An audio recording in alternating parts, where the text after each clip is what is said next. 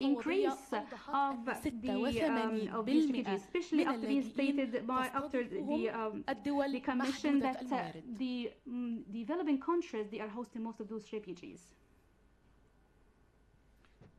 Thank you very much for the invitation. I think this is جزيل الشكر على الدعوة. أعتقد أن هذا الملف مهم جدا ويحظى باهتمام جميع الدول. كما كنا نتحدث أن الهجرة من ناحية فهي أمر طبيعي، وهي يعني أحد الأمور التي قام بها الأشخاص منذ مئات السنوات بغض النظر عن الأسباب، ولكن طبعا علينا ألا نخلط ما بين ذلك وما بين اللاجئين، لأنه من ناحية هناك بعض من النواحي الدولية التي تأتي بمثلا بعض الدول تقوم باستضافة هذه اللاجئين وفقا لعدد من التعهدات، ولكن نحن نعلم أن هؤلاء الذين نزحوا من أماكنهم ومواطنهم نتيجة طبعا لتعرضهم لعدد من الأمور التي تخيفهم وتجعلهم يشعرون بعدم الأمان ويلجؤون للحصول على الهجرة أو الحصول على الدعم من الدول الأخرى. That's why وهذا الذي يحدد أن هناك مشكلة بغض النظر عن حجمها، ولكن هناك مشكلة حتمية. Those people claim asylum, and then it takes maybe a year, 2 years, or 3 years to go through a legal process to establish whether this person has a right to asylum or not. But let me start. Let me go back to your question on the number of refugees. I started my professional career 35 years ago in a refugee camp in Gaza. Now, 35 years later, that refugee camp is still there. And when you look at the statistics of UNHCR, every year the number of refugees that are registered by UNHCR is going up. I think in June, again, you will get the figures. This is on the occasion of World Refugee Day.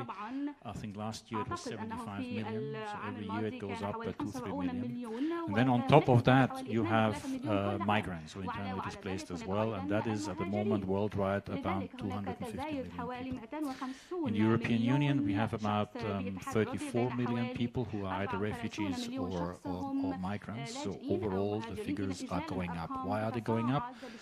Because we have more conflicts, more crisis situations, and in addition to that, something that we didn't have before, or not to that extent, you have now also migrants or refugees because of the environment, because of climate change, because of pressure, losing their income and livelihood and moving on to other places. That is, I think, in world history, nothing new. That always has happened. But it's becoming more and more. Now, what do we do as receiving countries? And also, sorry, before going there, because there's also a question about borders. No, as I said, sovereign countries can decide who they let across their borders, with one exception, and that is real refugees who are falling under the 51 Convention. But you've also seen that in the case of refugees, that sometimes they're being used as a political pressure. I mean, I was before coming to Egypt, I was in Turkey, and there the refugee issue was a very important and a very significant issue. And in 2 years ago, in 2020, there was a rather strong move of refugees from Turkey to Greece, not to the islands, but across the land border. Which in our view was done for political reasons, to put pressure on the European Union. We have the same in Belarus, where refugees were flown in from across the world and then pushed across the border to Poland and to other countries of the European Union. So one has to be very careful on that issue and on that issue as well. What is important? What are we going to do on the other side of the border? First of all, in my view, you need to have a relatively quick legal process that establishes the right of a refugee, whether somebody is a refugee or not, the right to asylum or not to asylum. And then you need to take a number of actions. One is access to the labor market. B, you need to have a system by which you can recognize certificates, qualifications, because many people come from with backgrounds that fully educated, have gone through the university, are doctors, are many different qualifications that need to be recognized. Then you need to provide access to health and education to the children, and affordable housing. So there's a number of things that countries need to do when there's a strong refugee wave. We have seen this now in Europe again with Ukraine, with about 14 million people that have crossed the borders to the European Union. But it's, again, nothing new. I come from the center of Europe, from Vienna, and ever since 1945 we have had, if I count correctly, we have had 7 major refugee waves. These were the Germans in 45, these were the Hungarians in 56, the Czechs in 68, the Poles in 1980, then you had the wars in the Balkans, then you had the Syrians in 2015, and now the Ukrainians. So, countries are, have to deal with this issue.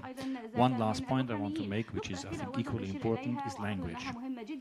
You have to be very careful. Newspapers, media has to be also very careful how to portray refugees, how to portray migrants, because you can generate a lot of negative feelings. You can generate a lot of feelings of particularly of envy when refugees are getting support. You can generate a lot of negative feelings about refugees. So we have in several countries, also when I was in Turkey, we launched programs with the media, with journalists, to explain what is a refugee, what is a migrant, what is the appropriate language to be used in order to reduce the tension. So there's a lot of things that can be done to reduce the number of refugees. However, for that, I think you need to deal with the root causes, and that is conflict, and that is natural catastrophes and disasters. And I think that is difficult. إذا تحدثنا سعادة السفير عن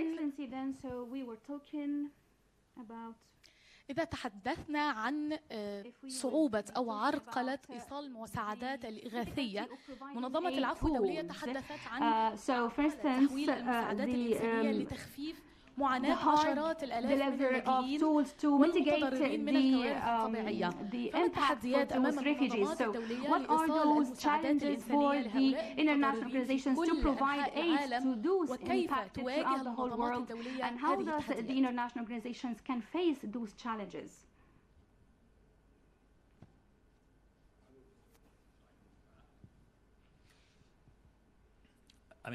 As I said, my first job was in a refugee camp, and I used to work for the United Nations organizations for Palestine refugees. What are the challenges for organizations like UNRWA, but also with organizations like UNHCR and IOM? First of all, it's fundraising. You need financial support. Some are very successful. UNHCR, I think, is managing to raise the necessary funds, because it is I think it's a very important topic. You have others like UNRWA that is struggling because the conflict with the Palestinians has been going on for far too long. So there is a donor fatigue, I would say, and it's difficult to maintain the necessary funding, although there's always a call, as we have just seen at the meeting of the League of Arab States. There was a call to support UNRWA. Then you have the IOM. I think that is also has managed to. We as EU, we're the biggest funders of the IOM worldwide. That's a challenge. The other challenge is what do you do with the people, with the refugees in the end? When you look at the statistics, an average refugee takes 15 years to decide to stay where the person has arrived, to go back where the person came from, or to move to a third country. It takes 15 years on average. So what do you do during those 15 years? You have to provide, as I said before, the necessary support in education for the kids, health, housing, etc., etc.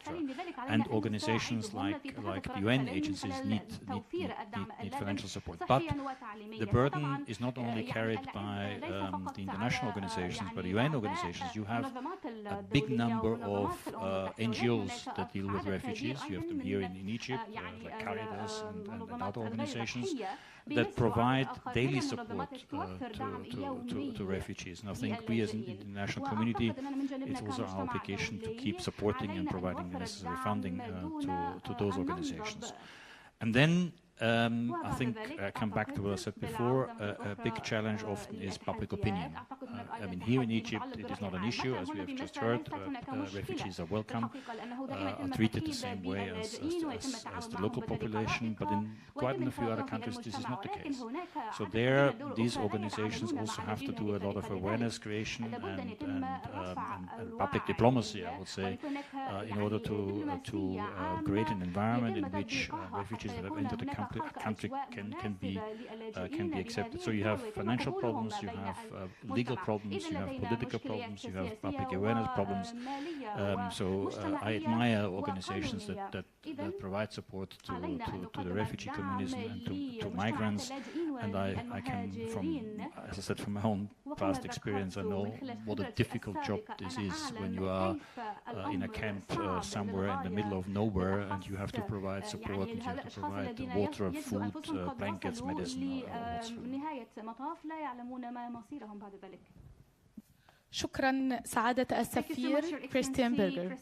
أنتقل الآن إليك أستاذ عصام شيحة. إذا كانت المنظمات الدولية لديها إدراك أن هذه الأزمات الإنسانية لا تخص المتضررين واللاجئين فقط وإنما تصل بتأثيراتها لكل دول العالم، وبالرغم من الظروف الاقتصادية الاستثنائية التي يمر بها العالم إلا أن مصر برهنت للعالم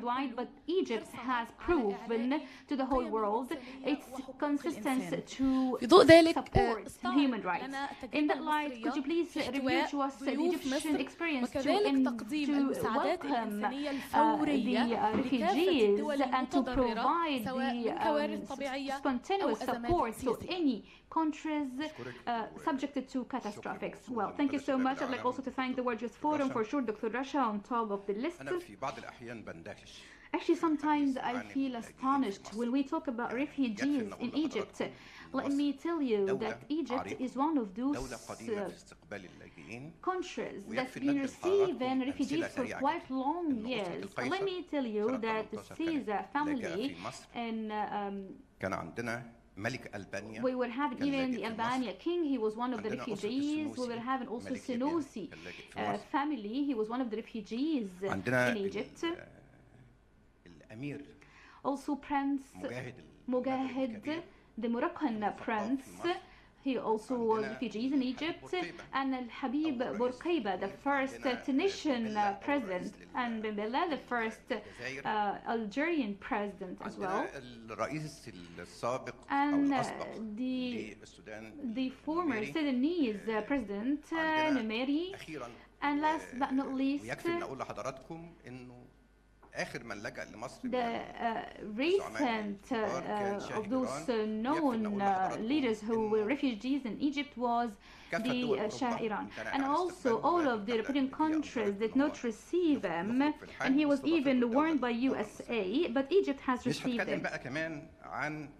I won't even talk about the Armenian, whether in the first or in the second immigration.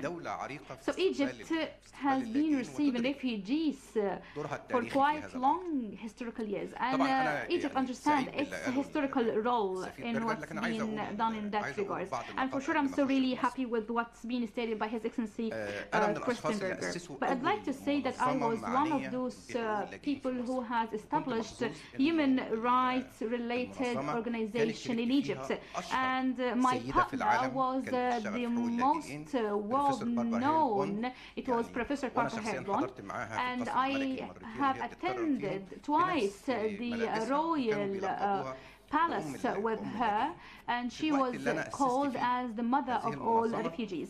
At the time that I established my organization, I just was dealing in the same exact way with refugees like the rest of Egyptians.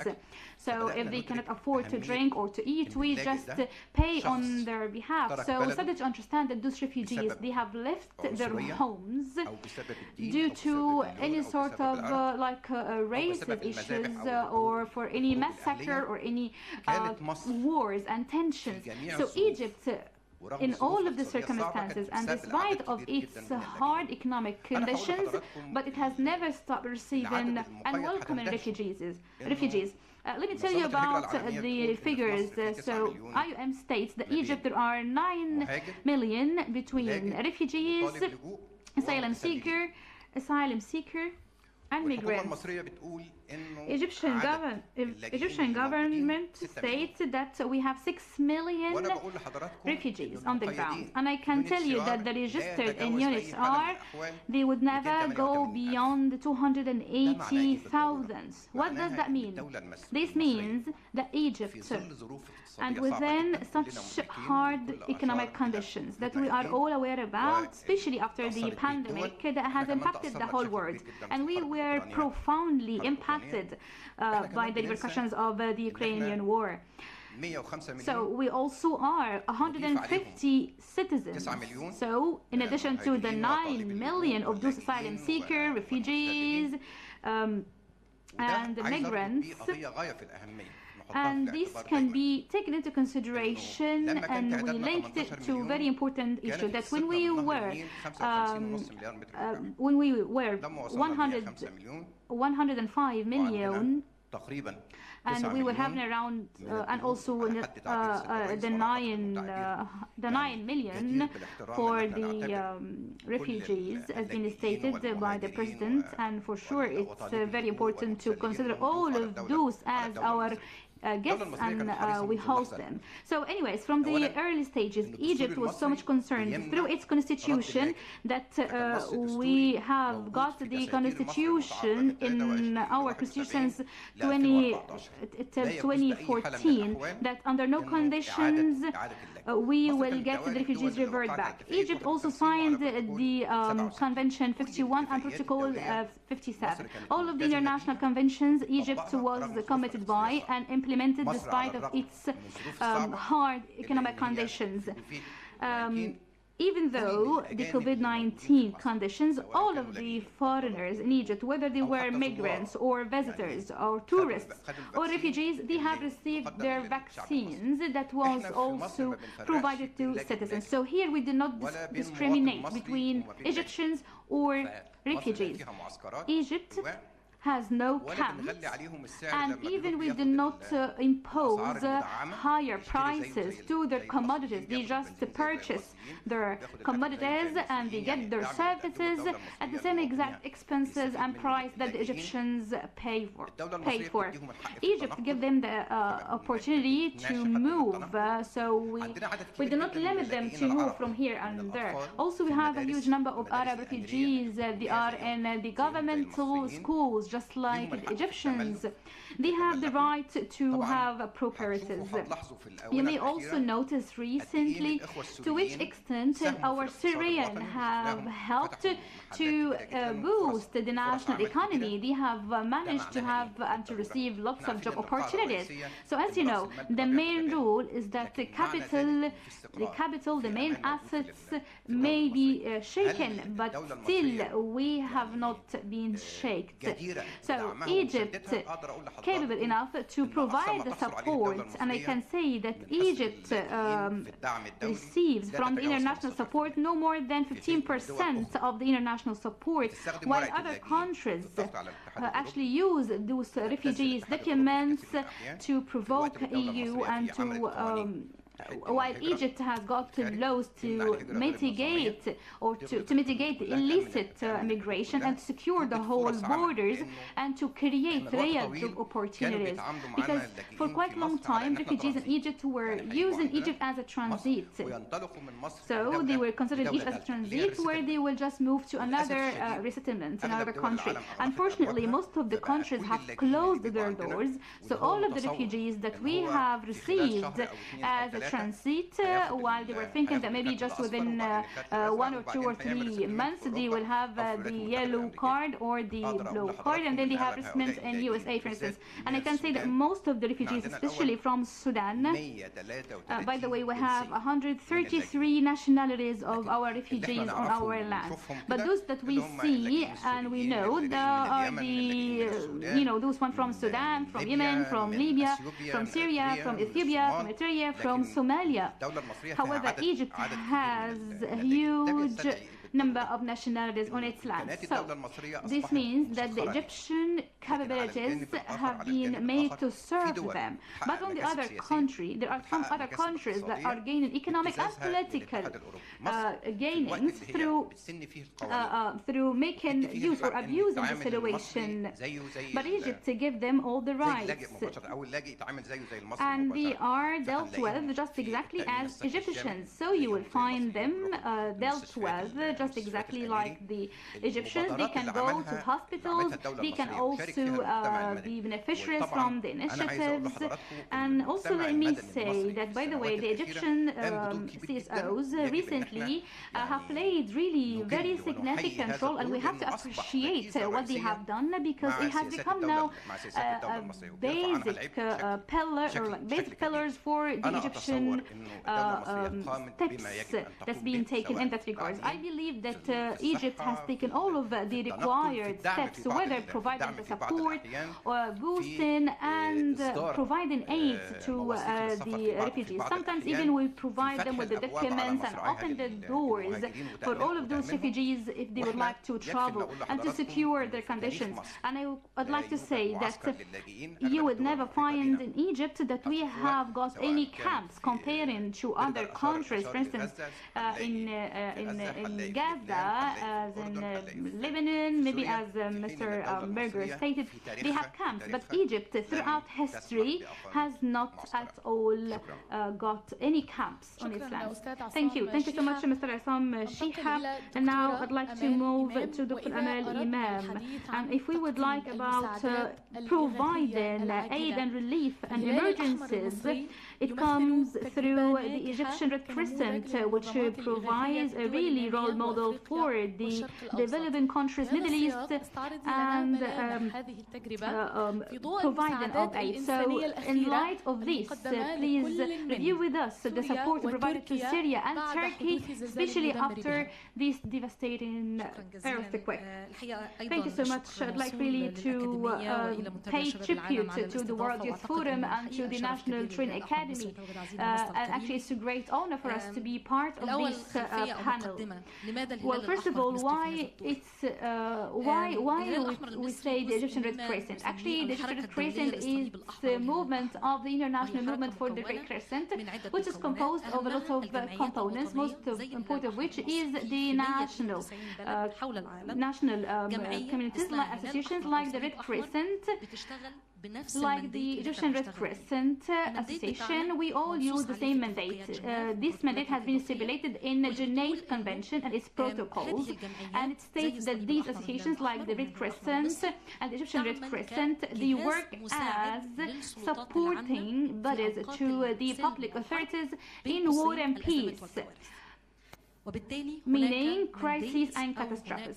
So there is a mandate from the state and for sure from the international community to the Red Crescent Association throughout the world to play the role in the crises and catastrophes. That's why at the beginning of the Red Crescent in 1911, the first convoy, the first medical convoy sent by the Red Crescent to Tripoli war by camels, and this was the case since that time throughout the whole crisis that's being witnessed by Egypt, but further even the whole world. Also, the Egyptian Red Crescent Association is a member of the Crisis Committee in the Ministerial Cabinet, and also we have our specific strategy for crises, and it has 3 phases. The first of which is the preparation, because you never know when the crisis will happen. So we usually work on preparation throughout having volunteers and to have strategic stocks with the aids tools that we know that we will need in such conditions. Also blood banks, not necessarily blood banks of a specific hospital. Maybe you can remember this crisis that we got a few years ago, the train crisis, where we have made use of those blood banks. Also to have scenarios for any sort of crisis, so we can have the scenario scenario implied spontaneously. The second phase in our strategy is responsive, and some of those responses are even urgent and spontaneous. Once we have a crisis, we're really so happy to say that we have a group of those elite Egyptian youth, more than 30,000 volunteers on annual basis. So this is an annual figure. So some of those are Egyptians and some are not Egyptians, and actually will receive one of those non-Egyptians after a while, just to make sure that once we have a crisis, we could be there on the ground and also supporting the roles played by the various state bodies in that regard. Also, we have operational central chamber, and it was actually integrated by His Excellency in Sisi. It's the first operational chamber where it works and operates 24/7 by the support of its volunteers. All of its calibers are from male and female volunteers. They work with early detection systems, and we can, through their existence in the streets and through the various maps, we can identify the crises so we can have responsive actions.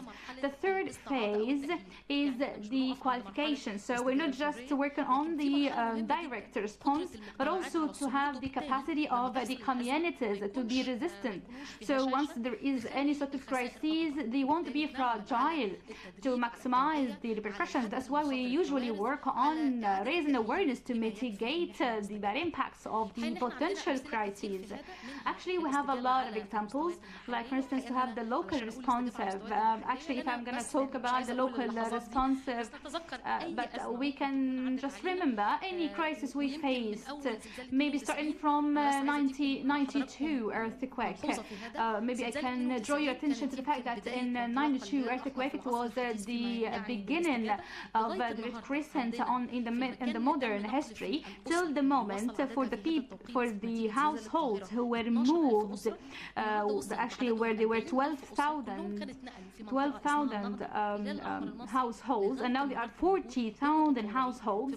Till this moment, the Red Crescent provided them with the cultural community and the financial support, and also we help them with the conduction of activities to make a living.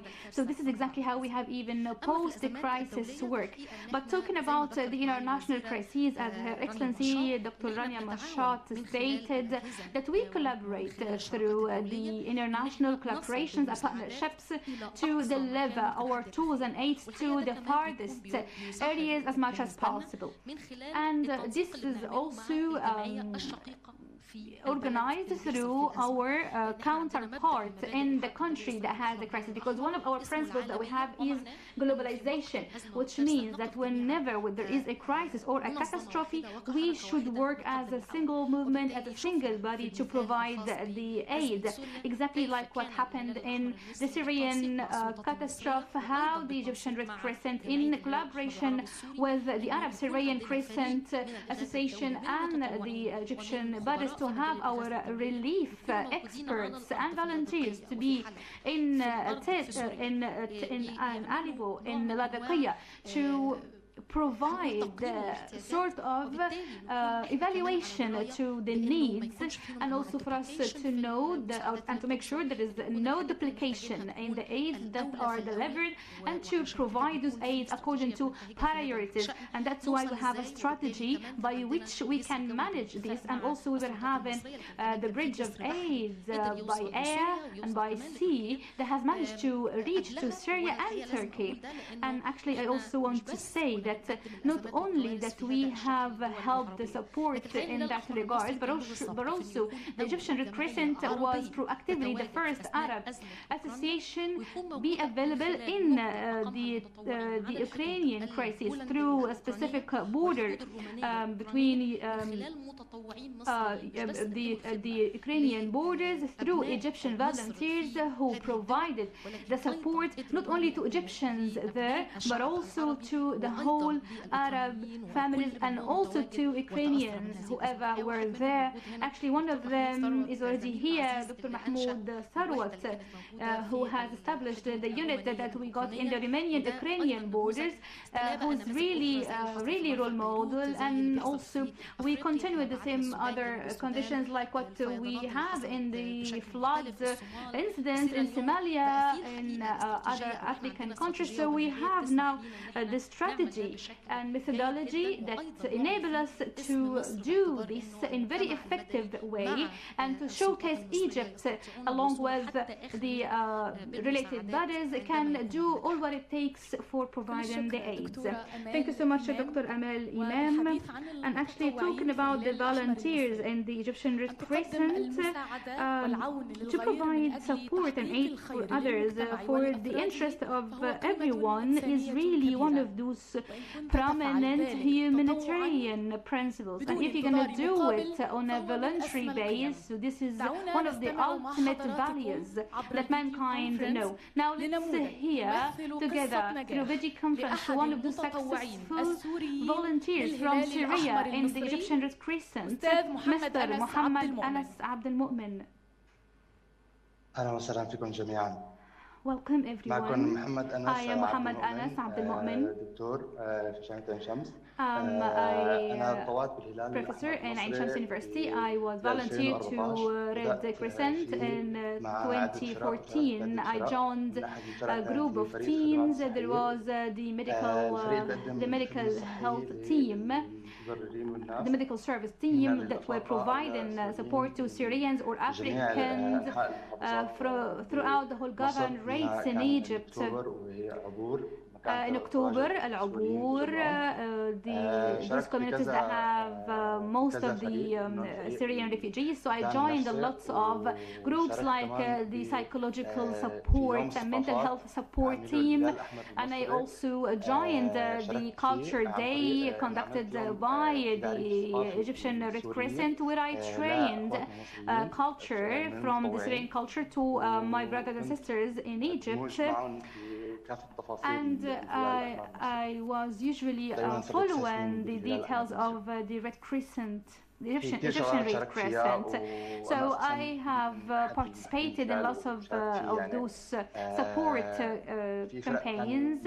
Also, there were some other groups, like for instance, Siha and Salama, Safety and Security groups that was supporting children in the schools.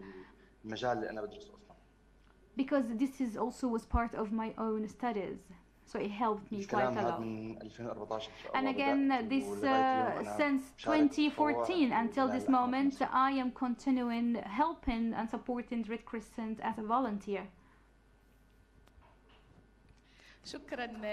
Thank you so much, Mr. Muhammad Anas Abd al-Mu'min, our Syrian volunteer in the Egyptian Red Crescent who joined us through video conference. Now, getting back to you, Dr. Rania Al-Mashrat. His Excellency President Abdel Fattah al-Sisi talked previously about the fact that Egypt has its authentic and humanitarian commitment prior to the security commitment, not just to our guests, but also towards all of the victims of the world catastrophes and crises. What the sort of the international Egyptian collaboration with the international organizations in supporting the victims of the wars, tensions and natural catastrophes? Well, I'd like to thank you for sure, and let me say that the message of His Excellency the President is crystal clear. And maybe getting back to what Mr. Sheikh has stated, that Egypt does not abuse the refugees card as a financing card. This is really very important to reiterate, because this comes throughout our belief that Egypt should welcome everyone. But actually the Egyptian position on the international arena to defend all of those rights, the Egyptian calling and summoning about peace to be prevailing on the whole ground, I think this is the stance of the Egyptian diplomacy and Egyptian leadership. And this is very important to mention. The second part, which is about our work with the various organizations and our partners, amongst which for sure comes the European Union, and throughout the whole programs or interventions it's taken into consideration through the state strategy. So I would maybe refer to our strategy with the United Nations, which is amended every 5 years. Maybe we have ended the strategy from 2023 to 20. You will find that there are 4 main axes in this strategy. One of them is for the citizen, one for the environment, one for the holistic environmental development, and the last 4 axes for the institutions and governance. So we'll find that the refugees is a common file in all of those axes. So if we will talk, for instance, about the holistic economic development, we will find that if there is any sort of small and medium enterprises involvement, there is a place for refugees. When we, for instance, also see the file of women, you will find that there are lots of involvements as well given to the refugees. And let me say that taking into consideration the projects on the ground, you will maybe find that in some of those faraway governorates that rely on CSOs and volunteers who actually help implementing those projects that through donations or through scholarships. And again, this is implemented by the CSOs. Maybe another role to showcase what Egypt provides on its lands in terms of the services, and I don't mean here to showcase it just to be proud enough, but further to exchange the know-how, to further countries to have the peer-to-peer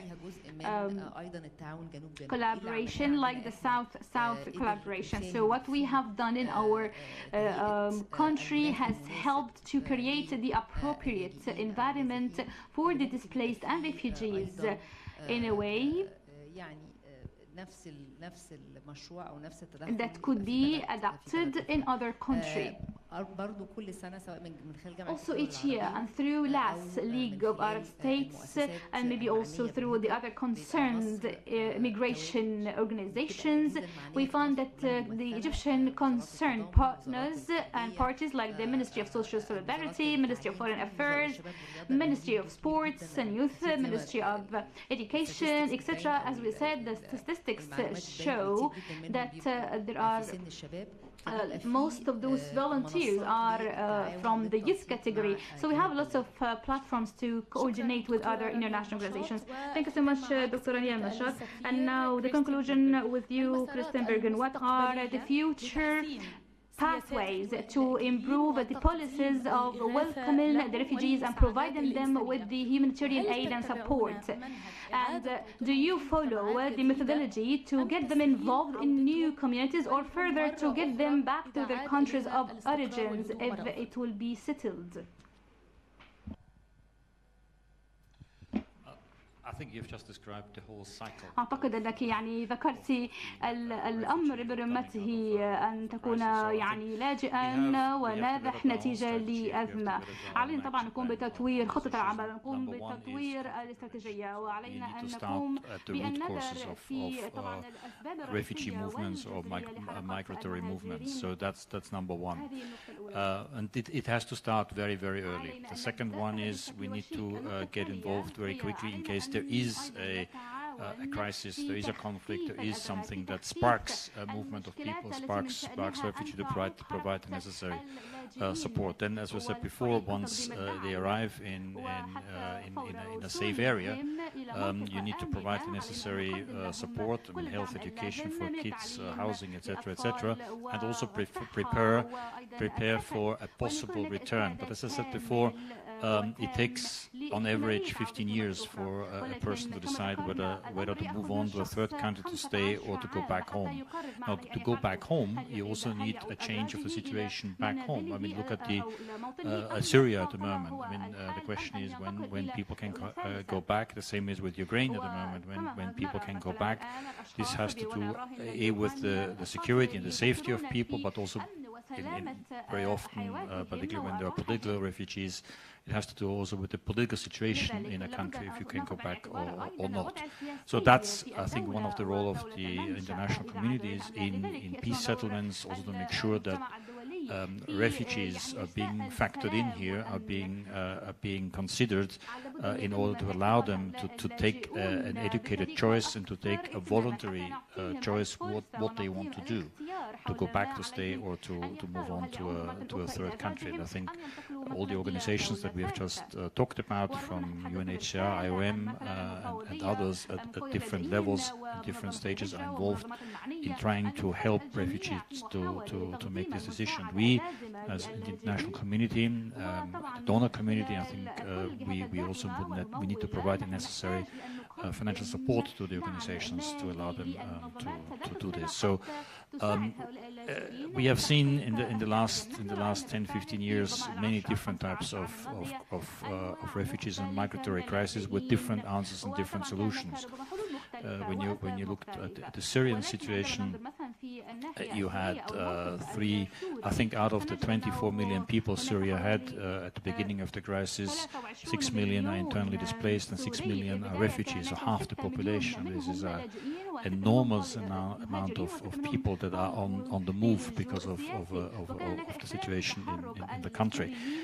3 million are in Turkey. The European Union provided support there. 1.5 million are in Lebanon. Again, the US provided support there, and the same is with about 1 million in Jordan. So the international community is coming together, and we have every year we have a conference that deals with the humanitarian situation of Syrian refugees. We have one coming up in June. Of course, it never stops. Now we have the earthquake. So we have had the earthquake both in Turkey and in Syria. We have now a conference I think next week in Brussels to deal with humanitarian support to people there. And let's not forget, particularly in the border area between Turkey and Syria, people have become refugees for the second or third time. Because they left Syria from the war situation, have gone to Turkey. Now their homes and housings are destroyed, and they yet again refugees. So as I said, unfortunately, there are moments where you despair because it really never stops. In the suffering of people and the shockwaves they have to go through in their lives. So I think we all need to stand together and provide support. شكرا ليك سعادة السفير كريستيان برجر. قبل أن نختم جلستنا أود أن أسأل إذا كان أحد من الضيوف الكرام لديه أي comment or a question. تفضل. اسمحي لي أنا عايز أضيف بعض النقاط من الأمور which is actually, it's very good to say that Egypt currently study bill resolution for the criminalize the hateful speeches and addresses in order to preserve the dignity of the refugees and asylum seekers. So this is one of the positive perspectives that Egypt conducts. But also, even according to article in the constitution, it has the Commission of Non-Discrimination, and for sure that's for the sake and interest of the refugees on the Egyptian territories. So I can anticipate that Egypt needs to have support and enhance from international organizations, especially that Egypt considers refugees as part of the humanitarian, the human rights considerations. So Egypt's commitment to all of its related protocols actually imposed international community to have a further positive perspective towards Egypt. So I really agree with what Mr. Berger has stated, but I also see that the Egyptian CSOs do need the support, because not only the refugees need to receive food and beverage and need to work, but actually they sometimes also need to have legal and legislative support. And this requires for sure to have support support from EU or from international organizations to the CSOs in Egypt so they can be empowered to play this role. And it's enough to mention that Egypt, till this moment, again, has not constructed neither camps and nor has it imposed any refugee to return back to their destinations and country of origin. Thank you so much, Mr. Assam Shiha. I'd like to thank you all, our distinguished attendees and our distinguished panelists. دكتورة أمال تحبي تعقبي؟ دكتور أمال, would like to say something. I just would like to say something that's actually very important 2 points which is considered in our strategy. So I want to reiterate on the idea that we have those as guests, and as we said, we have a role model of them as Muhammad, the idea of involvement and integration, to have this integration and mixture of the people and to empower the capacities of the Egyptian guests who came from various backgrounds and qualifications. So I'd like to give you another sample that the Egyptian Red Crescent worked on. As you all know, that Egypt worked through the various vaccine campaigns, especially for children, to make sure that we have 0 cases from the handicapped children.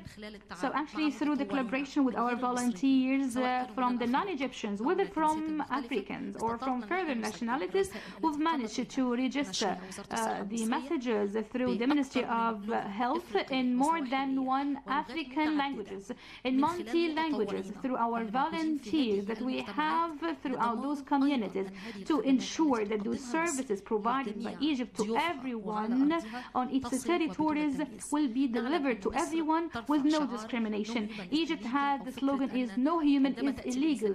So when humanity is there, so no one is not illegal. Everyone should have the services, and as stated by Mr. Shiha, actually this also resumes through the volunteer, which provides a huge opportunity for merging and integration of the youth to learn from various cultures and to have broader minded and to have various benefits out of this. Thank you so much, Dr. Amal Iman. Thank you, distinguished guests and our elite speakers. Thank you.